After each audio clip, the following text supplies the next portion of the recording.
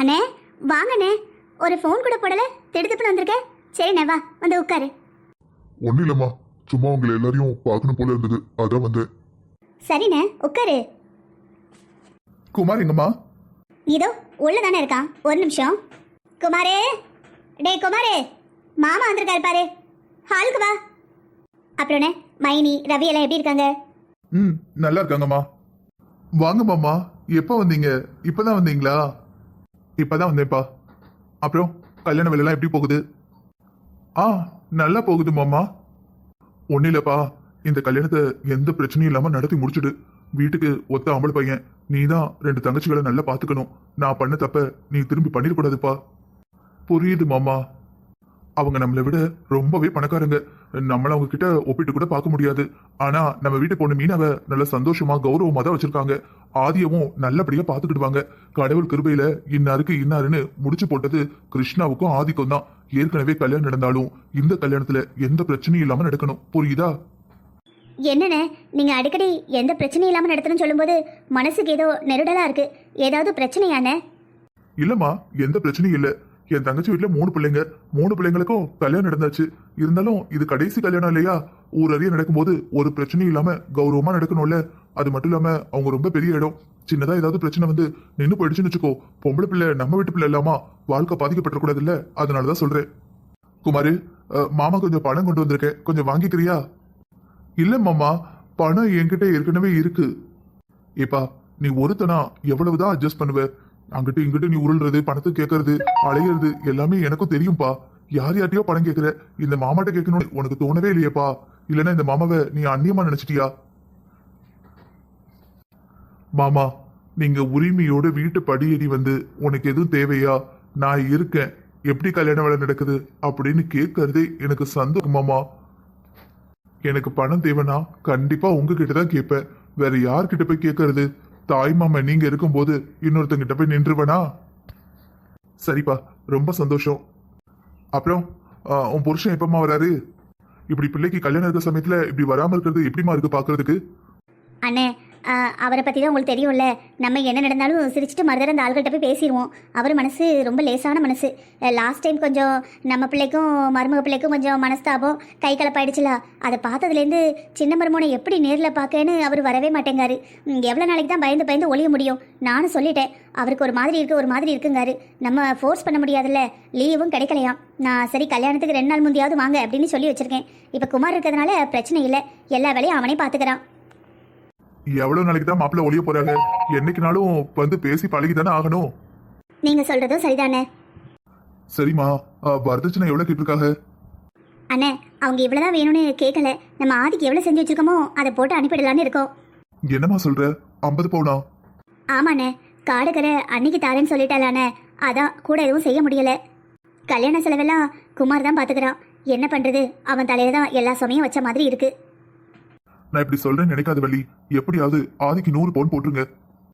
என்ன அண்ணே இப்படி சொல்ற? 100 பவுன்லாம் முடியவே முடியாது. ஒரு பவுன் என்ன விலையில விற்கிது? சபையில பேசினா போதுமா, திரும்ப செய்ய வேண்டாமா? 100 பவுன்லாம் என்னால் கனவுல கூட நினைச்சு பார்க்க முடியாது. 1க்கு 2 பொம்பளை பிள்ளைகள் இருக்கு. மீனாக்கெல்லாம் அவளை பவுன் போடலண்ணே. அது மட்டும் இல்லாம எப்படி 100 பவுன் போட்டாலும் என் மவன் தான் கடன் அடைக்கணும், என் மருமகளும் சேர்ந்து கஷ்டப்படணும். மக்கள் நல்லா இருக்கிறதுக்காக மருமகளை கஷ்டப்படுத்துற அம்மா நான் கிடையாது. என்னை பொறுத்த வரைக்கும் என் மகளும் நல்லா இருக்கணும், என் மருமகளும் நல்லா இருக்கணும். இருக்கிறத வஞ்சனை இல்லாம போட்டு அனுப்புறேன். இப்பவும் என் பிள்ளைக்கு நான் வேற எதுவுமே சொத்து வைக்கல. இருக்கிற அந்த நஞ்ச புஞ்சைய அன்னைக்கு தாரேன்னு சொல்லிட்டேன். நகைக்கிய பொண்ணுங்களுக்கு போட்டு முடிச்சுட்டேன். நான் இருக்கிற இந்த வீடு மட்டும்தான் என் மகனுக்கு போய் சேருது.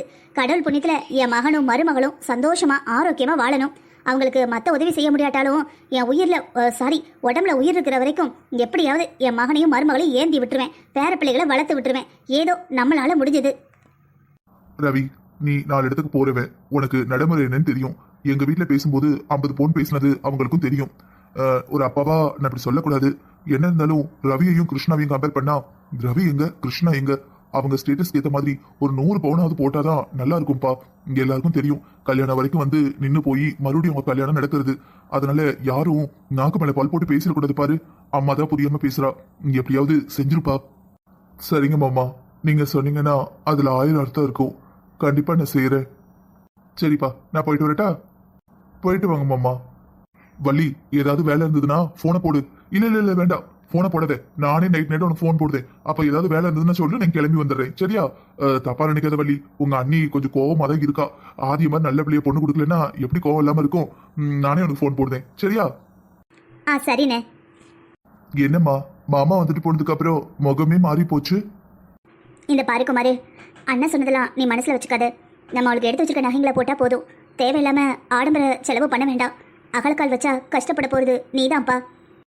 அத்தை, என்னாச்சு? முகமெல்லாம் சுருங்கி போயிருக்கு. ஒன்றும் இல்லைம்மா. ஒன்றும் இல்லைனா அதில் 1000 இருக்குன்னு அர்த்தம்.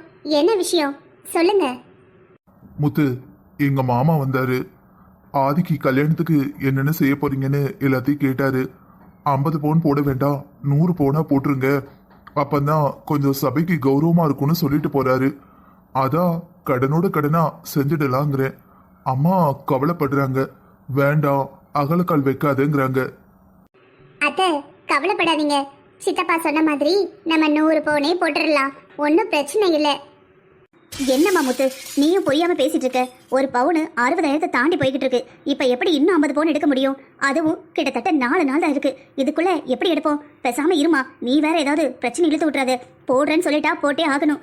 அவங்களும் பவுனை பத்தி பேசல, நம்மளும் பேச வேண்டாம். அது மட்டும் இல்லாம ஆதிக்கு 100 பவுன் போட்டா மீனா ஆடுன்னு ஆடிடுவா. அத்தை, எல்லா வீட்லயும் நடக்கிறது தான். மூத்த பிள்ளைய கல்யாணம் பண்ணி கொடுக்கும்போது விலை கொஞ்சம் கம்மியாக இருந்திருக்கும். தம்பி தங்கச்சிங்கெல்லாம் படிச்சுக்கிட்டு இருப்பாங்க, இருக்கிறத போடுவாங்க. ஒருவேளை 2வது பிள்ளை தலையெடுத்து வரும்போது கை ஃப்ரீ ஆகிட்டுனா அந்தந்த காலகட்டத்துக்கு ஏற்ற மாதிரி பவுனு முன்ன பின்ன கொடுக்க வேண்டியிருக்குன்னா கொடுத்து தானே ஆகணும். இதில் என்ன இருக்கு? நம்ம சந்தோஷமாக தான் செய்கிறோம். அவங்க நம்மகிட்ட வரதட்சணைன்னு எதுவுமே கேட்கல. நம்ம பிள்ளைக்கு நம்ம கொடுக்குறோம். மீனாணி புரிஞ்சுப்பாங்க, எதுவும் தப்பாக நினைக்க மாட்டாங்க. அவ தப்பா நினைக்கிறாளோ இல்லையோமா, ஏதோ நம்ம வீட்டு கபோர்ட்ல 100 பவுன் இருக்கிற மாதிரி நான் வேண்டாம் வேண்டாம்னு சொன்ன மாதிரி பேசுறேன். 50 பவுன் தான் இருக்குமா, அதுக்கு மேல 1 பவுன் கிடையாது. என் கழுத்துல இருக்கிற செயின் வேணா கழட்டி கொடுக்கேன், அது ஒரு 3 பவுன் இருக்கும், அவ்வளவுதான். அதுக்கு மேல ஒத்த இருக்கும். ஒத்த அது என்ன 1 கிராம் தங்கம் கிடையாது. நீயும் புருஷனும் 100 பவுன் சொல்லாதீங்கம்மா. நீங்க சின்ன பிள்ளைங்க, வாழ வேண்டிய பிள்ளைங்க. கொஞ்சம் கூட பொறுப்பு இல்லாம பேசக்கூடாதுமா. அத்தை, எங்க வீட்டுல இருந்து எனக்கு போட்ட பவுன் இருக்கு, கிட்டத்தட்ட 400 பவுன். அதுல ஒரு 50 பவுன் எடுத்து ஆதிக்கு போட்டுடலாம். இல்ல முத்து, அது சரியா வராது. என்னங்க, என்ன இப்படி சொல்றீங்க? ஏன் சம்மந்திக்கு நான் கொடுக்க கூடாதா?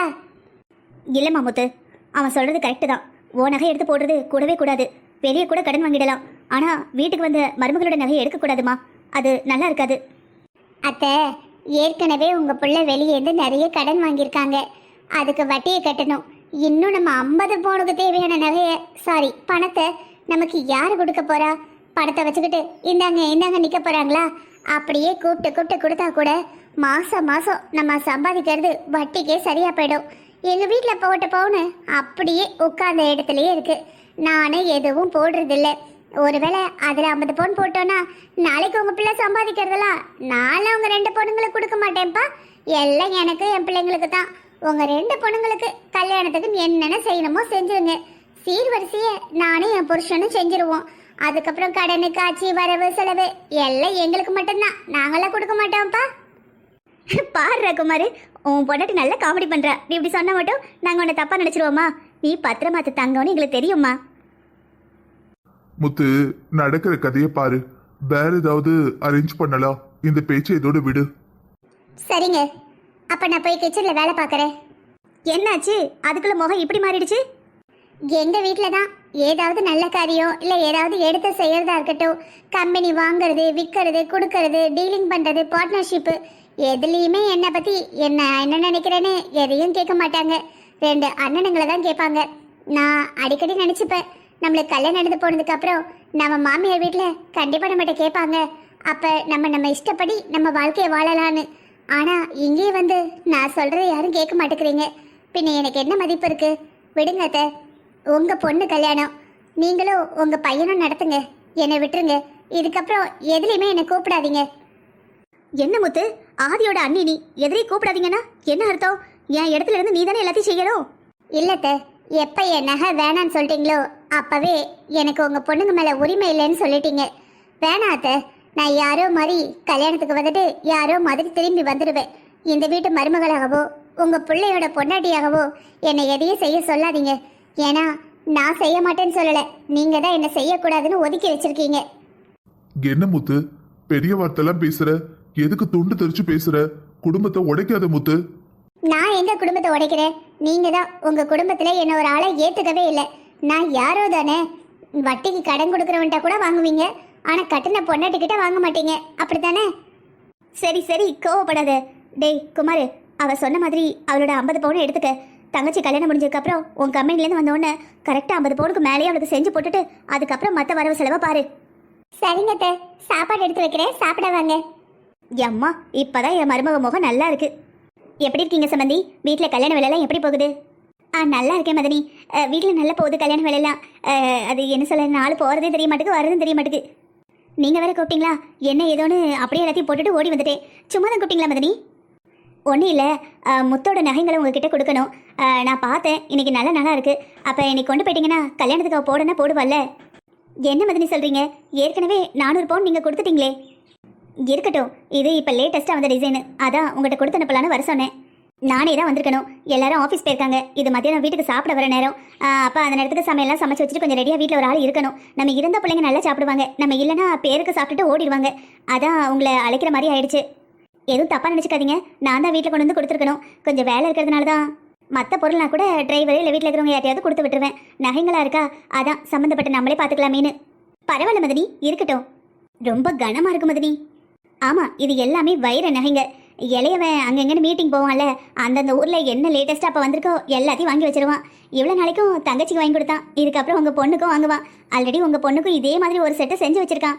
அதான் 2 வீட்டில் இருந்ததுன்னா யாரோடதுன்னு தெரியாதுல்ல. அவங்கவுங்க கையில் ஒப்படைச்சிட்டா நம்ம ஃப்ரீயாக இருக்கலாம் பாருங்க. ஆமாம் சம்பந்தி, எப்போவுமே எங்கள் குடும்பத்தில் நகைங்கள்லாம் கடையில் வாங்குறதில்ல. டிசைன்லாம் செலக்ட் பண்ணி நமக்குன்னு நம்ம குடும்பத்தோட முத்திரை பதிச்ச நகைங்க தான் செய்கிறது. உங்கள் மக மீனாக்கும் நான் அப்படி தான் வாங்கி கொடுத்துருக்கேன். இப்போ ஆதிக்கும் ஒரு செட்டு கிருஷ்ணா வாங்கி வச்சுருக்கான். எப்போவுமே அப்படி தான். நீங்கள் எங்கே நகை எடுப்பீங்க? இல்லைங்க சம்பந்தி, எங்ககிட்ட 50 பவுன் தான் நகை இருந்தது.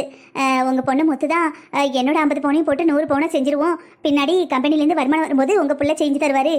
இதுக்கப்புறம் என் புருஷன் சம்பாதிக்கிறதுல எனக்கு தானே அப்படின்னு சொல்லிட்டா. இவங்ககிட்ட யார் நகை கேட்டா? நான் தான் நகையே போட வேணான்னு சொன்னேன். என் மகளை நல்லா பிரெயின் வாஷ் பண்ணி அவள் நகைங்களை வாங்கி என் பொண்ணுக்கு நான் போட்டிருக்கேன் பாருன்னு என் காட்ட பார்த்துருக்காங்க. இன்னைக்கு பேசும்போது வாய் தவறி அவங்களே உளறி இருக்காங்க. இப்படி போடலைன்னு உங்களை யார் கேட்டா? என் வீட்டு சொத்தை எடுத்து எனக்கே வரதட்சணை கொடுக்குற மாதிரி. வரதட்சணையே வேண்டாம் தானே சொல்கிறோம். கிருஷ்ணா வரட்டும். கிருஷ்ணா வந்து மட்டும் என்ன செய்ய? என்ன சொன்னாலும் அவன்கிட்ட எடுபடாது. அவன் தான் ஆதின்னு சுற்றிக்கிட்டு இருக்கானே. இதெல்லாம் சொன்னோன்னா என்னம்மா இப்படி சீப்பாக யோசிக்கிறீங்கன்னு கேட்பான். என்ன நீ ஏதோ யோசனைக்கு போயிட்டீங்க? ஒன்றும் இல்லை, சும்மாதான். வாங்க அத்தை, எப்போ வந்தீங்க? வாங்க மருமகனே, இப்போ தான் வந்தேன். நல்லா இருக்கீங்களா? நல்லா இருக்கேன் அத்தை. நீங்கள் எப்படி இருக்கீங்க? வீட்டில் எல்லாம் எப்படி இருக்காங்க? எல்லாரும் நல்லா இருக்காங்க. ஆமாம், காஃபி டீ ஏதாவது குடிச்சாங்களா? மருமகனே, வந்த உடனே காஃபி குடிச்சாச்சு. அப்போவே வந்துட்டேன். சும்மா பேசிக்கிட்டே இருந்ததுல நேரம் போனதே தெரியல. கிருஷ்ணா, நான் நீ கொஞ்சம் லேட்டாக வருவேன்னு நினச்சேன், சீக்கிரமாக வந்துட்டேன். ஒன்றும் இல்லைம்மா, எனக்கு திடீர்னு ஆஃபீஸ் போனதுக்கப்புறம் தான் ஒரு ஞாபகம் வந்தது. ஆதிக்கு ஜுவல்ஸ் வாங்கினலாமா, அதை அதே கொடுத்து விட்டுடலாம். ஏன்னா கல்யாணத்துக்கு அப்படியே ரெடியாகி வந்துடுவாள்ல. சரிப்பா. எதுக்குங்க மாப்பிள்ளை எல்லாம்? அதான் எங்கள் வீட்டிலேருந்து நாங்கள் போடுறோமே. எப்படி நடிக்கிறாங்க பாரு. என் பிள்ளைய ஏமாற்றி என் புள்ள நகையை போட போகிறீங்க. ஏதோ நீங்கள் உழைச்சி சம்பாதிச்சு போடுற மாதிரி தான். இந்தாங்க அத்தை, இதை ஆதிக்கிட்ட கொடுத்துருங்க. கல்யாணத்துக்கு முகூர்த்த அப்போ இதை தான் போடணும்னு சொல்லிடுங்க. எதுக்கு வருவானே இதெல்லாம்? என் பொண்டாட்டிக்கு நான் செய்கிறேன் அத்தை, நீங்கள் கொடுத்துடுங்க. நான் அப்படியே ஆஃபீஸ் கிளம்புறேன், எனக்கு டைம் ஆயிடுச்சு. சாப்பிட்டுட்டு போப்பா. இல்லைம்மா, டைம் ஆயிடுச்சு. நான் இதை எடுத்து கொடுக்க தான் வந்தேன். இதுக்காக இவ்வளோ தூரம் அலையணுமா? ஒரு ஃபோனை போட்டு சொல்லியிருந்தா நானே எடுத்து கொடுத்துக்க போகிறேன். மெனக்கிட்ட ஆஃபீஸ்லேருந்து வந்திருக்கேன். சரிம்மா, நான் கிளம்புறேன், டைம் ஆயிடுச்சு. அத்தை வாங்கிக்கோங்க. வரேன் அத்தை. சரிங்க மருமகனே. சரிங்க மதினி, அப்போ நானும் அப்படியே கிளம்புறேன். நேரம் ஆயிட்டல, வீட்டில் வேலை இருக்கு. சரி, போயிட்டு வாங்க. நான் டிரைவர்கிட்ட சொல்லியிருக்கேன், அவர் கூட போங்க. ஆட்டோ எதுவும் பிடிக்க வேண்டாம். இருக்கட்டும் மதினி, நான் ஆட்டோ பிடிச்சி போயிடுவேன். இல்லைங்க, கை நிறைய நகைங்க இருக்கு. நீங்கள் நம்ம கார்லேயே போங்க, அதான் சேஃபாக இருக்கும். சரிங்க மதினி. அம்மா, ஒன்று பண்ணுறேன். அத்தையை அவங்க வீட்டில் விட்டுட்டு அப்படியே நானும் ஆஃபீஸ் போகிறேன். டிரைவர் போவான், திரும்ப வரணும். எதுக்கு? நான் ஆஃபீஸ் போகிற வழி தானே, விட்டுட்டு அப்படியே கிளம்புறேன். சரிப்பா. வசீவரா என் நெஞ்சி நிற்க உன் பொன்மடியில் தூங்கினால் போதுமதி கணம் என் கண்ணுறங்க உன் ஜென்மங்களின் நீக்கங்கள் தீரும். அடைமலை வரும் அதில் நனைவோமி கொலி காய்ச்சலோடு ஸ்நேகம் ஒரு போர்வைக்குள் இரு தூக்கம். என்ன கிருஷ்ணா, நைட்டு தான் உங்கள் ட்ரீமில் தொல்லை பண்ணுறேன்னா டே டைமே வர ஆரம்பிச்சிட்டிங்களா? ஹலோ ஹலோ, ஏன் மேலே சாயிறீங்க? ஐ லவ் யூ டி மசுக்குட்டி. என்ன ஏக்கம் பெருசாக தெரியுது? இன்னும் 2 நாள் தான், அப்புறம் ஆயுசுக்கும் நீ என் கூட. யாராலையும் உன்னை என்னையும் பிரிக்கவே முடியாது. இப்போ மட்டும் உங்களை என்னையும் பிடிக்கிறதுக்கு யார் வராங்களா? ஏய், அப்ப எல்லாத்துக்கும் ரெடி ஆடி. ம் நான் எப்போ ரெடி தான். அப்ப சின்னதா ஒரு ரிகர்சல். என்ன எப்பவுமே பெர்மிஷன் கேட்டு பண்ற மாதிரி தான். ரொம்ப நல்ல பிள்ளையா நடிக்காதீங்க. ஹலோ மேடம், ட்ரீம்லேருந்து வெளியே வாங்க. இல்லையே, இந்த வயசுல நீங்க ட்ரீம்ல பேச மாட்டீங்களே. அப்படியே இரு, ட்ரீம்ல வர்ற மாதிரி. ஏனுங்க, அப்ப இது ட்ரீம் இல்லைங்களா? இல்லைங்க, இது ட்ரீம் இல்ல, ரியல். அச்சச்சோ. என்ன அச்சச்சோ? ஒன்றும் இல்லைங்க. ஏண்டி, சும்மா வந்தவன நல்லா மூடி ஏத்திட்டு ஒன்னும் இல்லைன்னா என்ன அர்த்தம்? அதை விடுங்க. இந்த பெட்டி என்ன புதுசா இருக்கு? நம்ம மேரேஜ்க்காக உனக்கு நகை வாங்கிட்டு வந்திருக்கேன். இந்த நகைங்களை தான் நீ போடணும், ஓகேவா? ஏங்க, நான் எனக்கு பிடிச்ச நகைங்களை செலக்ட் பண்ணி வச்சிருக்கேன். நீங்க இப்ப வந்து இதை போடணும்னு சொல்றீங்க? ஏண்டி, எங்க செலக்ட் பண்ணி வச்சிருக்க? என்கிட்ட சொல்லவே இல்லை. அதுவா, நம்ம கல்யாணத்துக்கு ஒரு பியூட்டிஷியன் அரேஞ்ச் பண்ணியிருந்தீங்கல்ல, அவங்ககிட்ட கால் பண்ணி கேட்டேன். அவங்ககிட்ட பெஸ்ட்டாக இருக்கிற நகை செட்டெல்லாம் காட்டினாங்க. அதில் ஒரு நகை செட்டுக்கு நான் ஓகே சொல்லியிருக்கேன். லூஸ் அடி நீ. ஏன், என்னாச்சு? ஏன் லூசான்னு கேட்குறீங்க? கல்யாணத்துக்கு யாராவது நகை செட்டை போடுவாங்களா? நம்ம ஊர்லலாம் அப்படிதான் போடுவாங்க. எவ்வளோ நகை வச்சிருந்தாலும் நகை செட்டு தான் போடுவாங்க. அப்பதான் தங்க நகை போட்டா ஏதாவது மிஸ் ஆயிட்டுனா, ஆனால் நகை செட்டில் மிஸ் ஆனால் கூட பரவாயில்லல்ல. அது மற்ற கல்யாணத்துல, நம்ம கல்யாணத்துல இல்ல. ஏன், நாமளும் மற்றவங்கள மாதிரி கல்யாணம் தானே பண்ண போறோம்? நீ கிருஷ்ணா பொண்டாட்டிடி. கிருஷ்ணா பொண்டாட்டினா அவளுக்கு ஒரு ரேஞ்ச் இருக்கு, அந்த மாதிரி தான் இருக்கணும். என்ன ரேஞ்சு? கிருஷ்ணா பொண்டாட்டியோட காலு தரையிலேயே படக்கூடாது. உங்களுக்கே ஓர தெரியல. தரையில கால் படாம எப்படி நிக்க முடியும்? எப்படி நடக்க முடியும்? நீ ஓன்னு சொல்லு, எப்படின்னு நான் பண்ணி காட்டுறேன். சரி, எங்க விடுங்க. கீழே போட்டுற போறீங்க, ப்ளீஸ். ஐ லவ் யூ சொல்லு, கீழே இறக்கி விடுறேன். முடியாது. இங்க பாருடி, எல்லாமே என் வாய் பக்கத்துல இருக்கு. சி, நீங்க ரொம்ப மோசம். தப்பு தப்பா பேசுறீங்க. ஏண்டி, கல்யாணம் பண்ணிக்கிறதே அதுக்கு தானே. நீங்க இப்ப கீழே இறக்கி விட போறீங்களா இல்லையா? முடியாது. ஆதி, வாங்க, நீ உள்ளதான் இருக்கிறேன். ஏண்டி இப்படி பண்ற? கதவை லாக் பண்ணிருக்கேன், திறந்தாதான் உள்ள வர முடியும். ஐ லவ் யூ கோவக்கார புருஷா, ப்ளீஸ் இறக்கி விடுங்க. என்னடி இன்னைக்கு இப்படி மூடேத்துற? சரி, என் தங்கச்சி வரா, அதனால இறக்கி விடுறேன். எப்ப வந்தீங்கண்ணே? அண்ணி, உங்க அண்ணன் வந்து 1 மணி நேரம் ஆச்சு. நான் அப்பவே வந்துட்டேன்டா. உன்னை தேடுனேன், காணோம். எங்க போயிருந்த? ஒன்றும் இல்லைண்ணா, பிளவுஸ் ஸ்டிச் பண்ண கொடுத்துருந்தேன், வாங்க போயிருந்தேன். நீ எதுக்கு போற? வேற யாரும் இல்லையா வீட்டுல? பிளவுஸ் ஸ்டிச் பண்ண எங்க அண்ணனா போவாரு, அண்ணி தான் போகணும். ஏன், உங்க அண்ணன் போனா கௌரவம் குறைஞ்சிடுமா? ஜென்ஸ்லாம் போவாங்களா என்ன? கல்யாணத்துக்கு அப்புறம் நான் போவேன் உனக்காக. உன் பிளவுஸ் வாங்க, செப்பல் வாங்க, உனக்கு என்னென்ன தேவையோ எல்லாத்தையும் நான் வாங்கி தருவேன். அதே மாதிரி தான் உன் அண்ணனும் என் தங்கச்சியை பார்த்துக்கணும். எங்க வீட்டுல எப்படி இருந்தா தெரியுமா? வீட்டை விட்டு வெளியே போகாம ராணி ஆட்டோ. சாரிங்க, இப்படி சொல்ல நினைக்காதீங்க. வீட்டை விட்டு வெளியே போகாம இருந்தாங்கன்னா ராணி மாதிரி இருந்தாங்கன்னு அர்த்தம் இல்லை, கைதி மாதிரி இருந்தாங்கன்னு தான் அர்த்தம். இவ என்ன உண்மையை போட்டு பட்டு பட்டு நுடைக்கிறா? அண்ணா, ஏதாவது சாப்பிட்றீங்களா? இல்லம்மா, டைம் ஆச்சு, நான் கிளம்புறேன். நகை கொடுக்க தான் வந்தேன். உனக்கும் அதிகம் ஒரே மாதிரி தான் எடுத்துருக்கோம். உனக்கு பிடிச்சிருக்காடா? பாத்தியா? பிடிச்சிருக்குண்ணா, எனக்கு ரொம்ப பிடிச்சிருக்கு. அதை சொல்ல தான் வந்தேன். ஆனால் இங்கே வந்ததுக்கு அப்புறம் தான் தெரியுது ஏதோ டிஸ்டர்ப் பண்ணிட்டேன் போலேன்னு. அதெல்லாம் ஒண்ணும் இல்லடா. சரிண்ணே, நீங்கள் பேசிட்டு இருங்க, நான் இப்போ வந்துடுறேன். எங்கடா போற? இல்லைண்ணே, அத்தை ஒரு வேலையாக வெளியே போகணும். நாங்கள் என்ன பண்ணுறாங்கன்னு பார்த்துட்டு வந்துடுறேன், நீங்கள் பேசிட்டு இருங்க. என் தங்கச்சியை பாத்தியா? அண்ணன் ஃப்ரீயா ஜாலியா இருக்கட்டும்னு நான் சுக்கா வெளியே போறா. ஆமாங்க. சரி, அப்ப நம்ம ஆரம்பிக்கலாமா? எதுங்க? ஏண்டி, விட்ட இடத்துல இருந்து ஆரம்பிக்கலாமான்னு கேட்டேன். எம்மாடியோ, ஒரு வழியா எல்லாரையும் சம்மதிக்க வச்சு இன்னும் 2 நாள், நாளைக்கு மறுநாள் கல்யாணம். எல்லாம் கனவு மாதிரி இருக்கு. ஆமால, எனக்கும் சந்தோஷமா இருக்குங்க. எவ்வளவு கஷ்டம். யாருக்கு? உங்களுக்கு தாங்க. எவ்வளவு கஷ்டப்பட்டு எல்லாரையும் சம்மதிக்க வச்சிருக்கீங்க, அதை சொன்னேன். ஆமா, உன்னை சம்மதிக்க வைக்கவே நான் பட்ட பாடு அப்பா எனக்கு தான் தெரியும். சாரிங்க, நீங்க இவ்வளோ லவ்லியா இருப்பீங்கன்னு தெரிஞ்சா நீங்க சொன்ன உடனே ஐ லவ் யூ சொல்லியிருப்பேன். பொய் சொல்லாத. இல்லைங்க, எனக்கு உங்களை ரொம்ப பிடிக்கும். ஏண்டி, என்கிட்ட உனக்கு என்ன பிடிச்சது? நான் எங்க அண்ணன் எங்க அப்பா கிட்ட எப்படி பாதுகாப்பா சேஃபா இருப்பனோ அதே மாதிரி ஒரு ஃபீல் உங்க கூட இருக்கும்போது வந்தது. நீ உங்க அண்ணன் புராணத்தை விடவே மாட்டே, அப்படித்தானே? ஏங்க, உங்களுக்கு எப்பவுமே எங்க அண்ணனை பிடிக்க மாட்டேங்குது? எங்க எல்லார்கிட்டையும் நல்லா தானே பேசுறீங்க, எங்க அண்ணனை மட்டும் ஏன் பிடிக்க மாட்டேங்குது? இதோ பாருடி, ஒரு சில பேரை பிடிக்கும், ஒரு சில பேரை பிடிக்கவே பிடிக்காது. எனக்கு உங்க அண்ணனை சுத்தமா பிடிக்காது. இதோட விடுறது நல்லதுன்னு நினைக்கிறேன். எங்க அண்ணன் எவ்வளவு பாவம் தெரியுமா? என்னடி பாவம்? என் கல்யாணத்தை நடத்த எங்க அண்ணன் எவ்வளவு கஷ்டப்படுது தெரியுமா? உங்க அண்ணனை யாரு கஷ்டப்பட சொன்னா? என் கல்யாணத்துக்கு எங்க அண்ணன் கஷ்டப்படாம வேற யார் கஷ்டப்படுவா? இங்க பாருடி, உங்க அண்ணனை இதை பண்ணு அதை பண்ணுன்னு யாரும் இங்க கொடுமைப்படுத்தல. உங்க அண்ணனுக்கு திமிரு, உடம்பெல்லாம் கொழுப்பு. அதான் எல்லா செலவையும் நான் பாக்குறேன்னு அவனும் கஷ்டப்பட்டு என் தங்கச்சியும் கஷ்டப்பட வைக்க பாக்குறான். ஏங்க நம்ம வேணா நம்ம கல்யாணத்தை கொஞ்ச நாள் கழிச்சு வச்சுக்கலாமா? உனக்கு அறிவு கம்மின்னு எனக்கு நல்லாவே தெரியும்டி. ஆனாலும் உனக்கு காதலிச்சேன் பாத்தியா, அடிக்கடி நான் பண்ண முடிவு தப்போன்னு தோணு வைக்கிற.